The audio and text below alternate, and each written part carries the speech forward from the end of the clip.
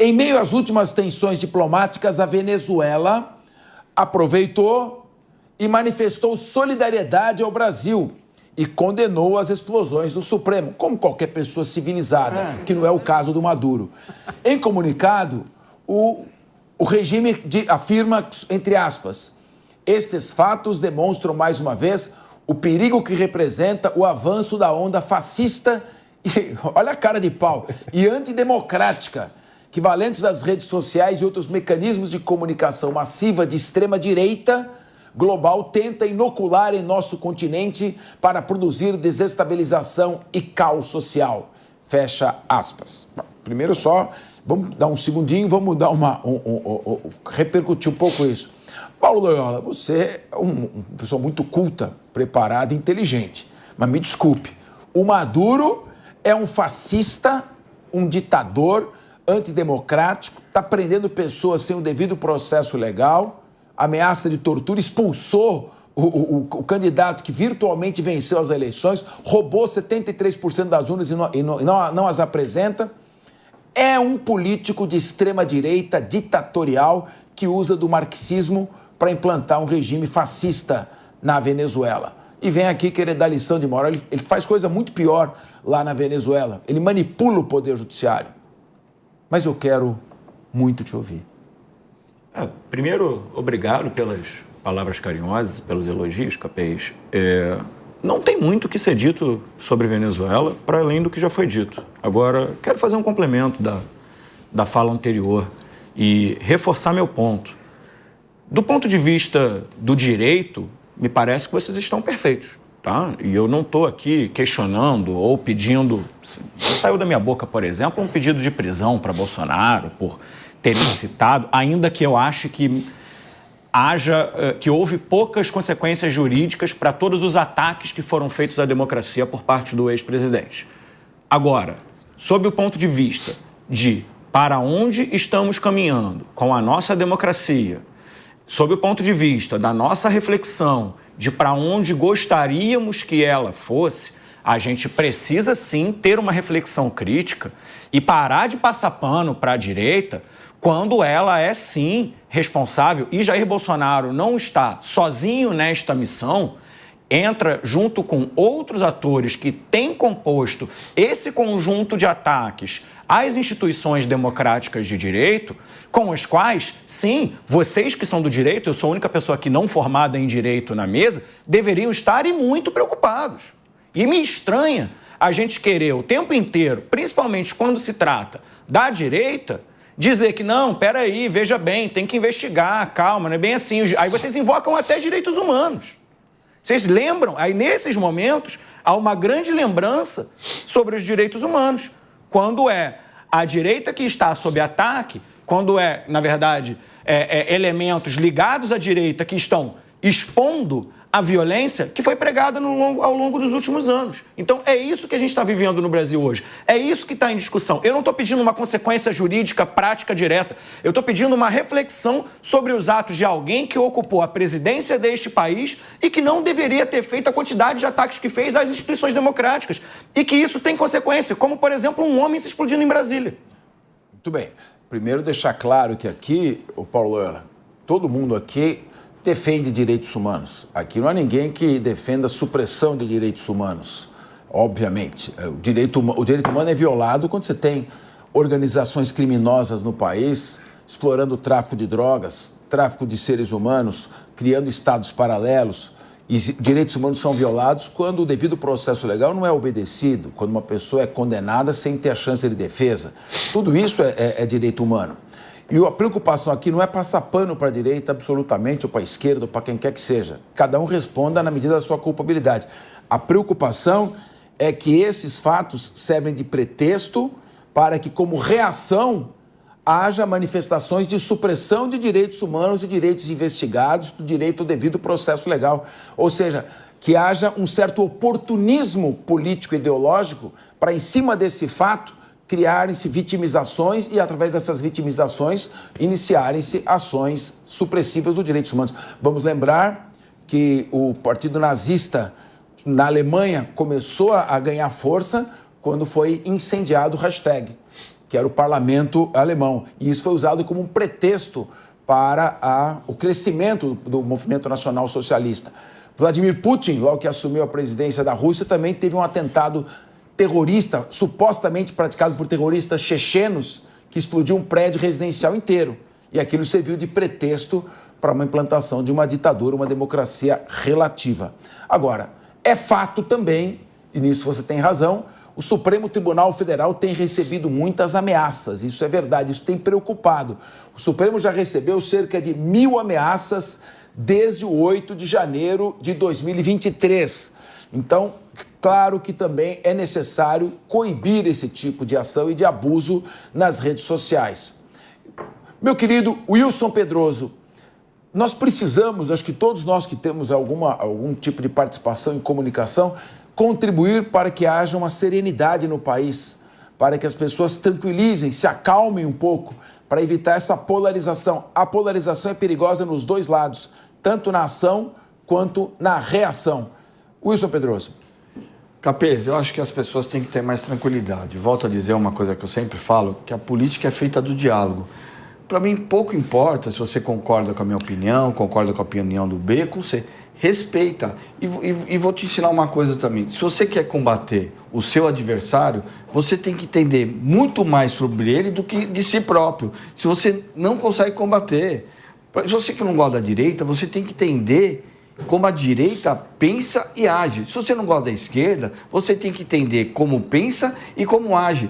Não é soltando bomba, não é ameaçando.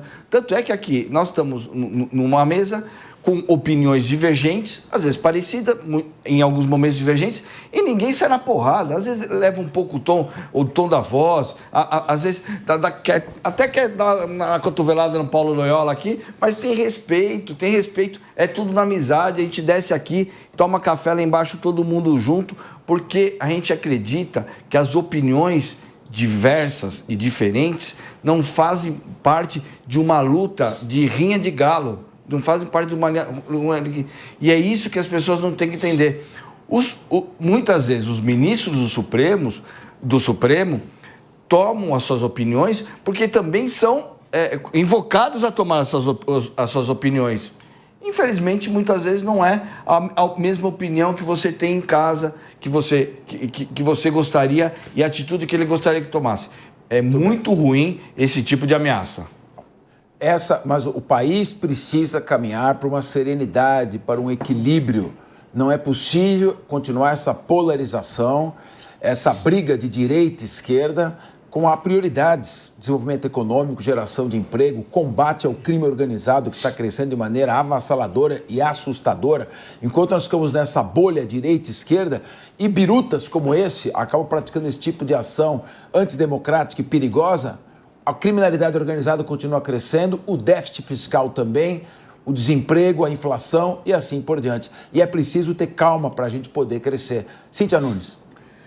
Capês, uma coisa que eu sinto muito é que quanto mais a gente fala de diminuir essa polarização, parece que ela aumenta. Então eu percebo que todas as vezes que a gente chega para alguém com o discurso de, olha, vamos fazer aí um meio de campo, surgem tanto da direita quanto da esquerda pessoas falando, não, mas isso é a obra da direita, isso é algo que a esquerda praticou, então é um ideal a ser atingido, mas está muito difícil porque é a primeira coisa que as pessoas colocam em qualquer pauta, esquecendo que há pautas que são comuns a todos. Aqui nessa mesa, mesmo ontem, assim como hoje, ninguém bateu palma para esse ato que foi vergonhoso, que foi criminoso, que foi covarde. Por sorte, entre aspas, só vitimou o próprio autor, mas poderia ter levado um monte de gente que não tem nada a ver com isso. E eu pergunto apenas, será que, ao prosseguirmos dessa forma, esquerda e direita terão alguma vantagem, algum benefício? Eu entendo que não, mas está difícil achar um discurso intermediário. Agora, o João Bellucci, que porcaria de segurança que tem em Brasília. Que lixo de segurança que é essa? E mais... Inteligência, não existe inteligência. Sim, mas não é possível que você não tenha um departamento da Polícia Federal, um departamento da Polícia Institucional que faça monitoramento de redes sociais. Para o sujeito entra Eu não sei se entrou com explosivo, se é com rojão, a investigação é que vai dizer. Mas ele vai até entra na Câmara dos Deputados. Para você entrar, para fazer a visita para um deputado, amigo seu, te param, te fazem uma revista inteira e aí passa o sujeito armado com uma bomba para explodir na Praça dos Três Poderes. Eu, sinceramente, acho que nós temos, em primeiro lugar, que rever os procedimentos de segurança, de monitoração desse tipo de movimento, porque por lá tem terrorismo, tem ações antidemocráticas, tem tráfico de drogas circulando, tem briga de torcida organizada de futebol e passa por tudo aqui nesse país. O cidadão tem tudo menos segurança. Pois é, Capês, mas você vê que me parece que ele entrou ali no Congresso sem os seus artefatos, acho que depois ele foi no carro e pegou, pelo que parece. Agora ele estava ali na praça, né? O acesso ali à praça, ele é público, né? A praça ali dos Três Poderes, enfim, ele foi lá, né? Não teria como fazer uma prévia ali, mas eles já colocaram um gradinho. Mas se ele já tinha ameaçado ministro... Ah, sim, pela internet. Está ameaçando o ministro. Não tem ninguém que vê isso, ninguém que fez um monitoramento antes disso aqui, não notificou. Eles notificam até quem critica o governo, por que não vão notificar quem está ameaçando de morte? Mas ele ameaçava diretamente para eles ou ameaçava... A mulher disse que ele pretendia matar um ministro do Supremo Tribunal Federal. Falou que o STF tinha um serviço de clipagem, não sei em que pé que estava também, precisava ver essa responsabilização deles, mas o que o STF, ao que me parece, monitora as redes, monitora. Com relação ao Maduro, me parece que ele está tirando um pelo, aí tirando uma onda com o Lula, por umas declarações recentes, e mas isso do Maduro exemplifica como todo ditador se chama de democrata. Na história sempre foi assim, ele se chama de democrata e tudo que ele faz é para o nosso bem, para tal da democracia, que é o conceito dele próprio, mas é sempre para o nosso bem. Agora você vê que nesse saco de gatos que se criou com esse tema, já misturaram a anistia dos vândalos do 8 de janeiro, que foram condenados por golpe de Estado, sendo vândalos, né, que não tem muita relação.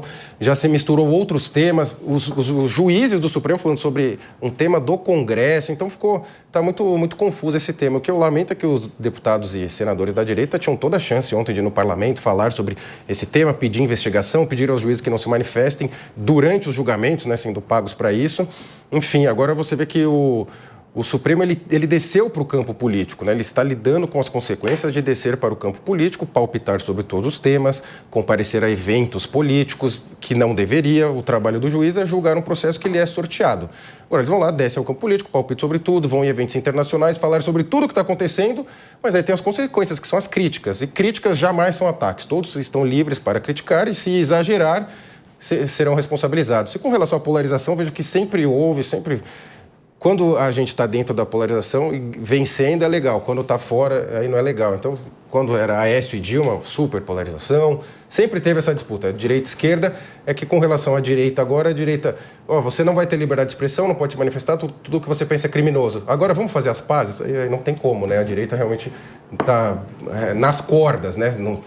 Tudo que se manifesta é um ataque à democracia. Tudo é fascismo.